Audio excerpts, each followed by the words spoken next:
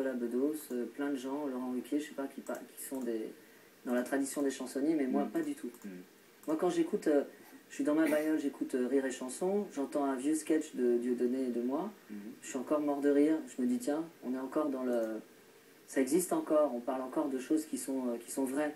Alors que si on avait fait un sketch sur Giscard ou sur Balladur...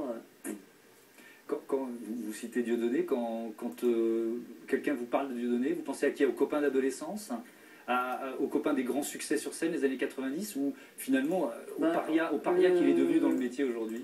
C'est quoi l'image qui revient en premier? Le Dieudonné auquel je pense, c'est mon pote, avec qui j'ai vécu 10 ans, avec qui on a forgé notre succès, notre renommée. Après, l'autre, je comprends pas bien.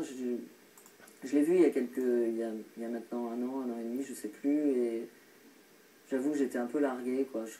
La politique, c'est un gâchis, c'est un super acteur, vraiment. Je suis bien placé pour le savoir.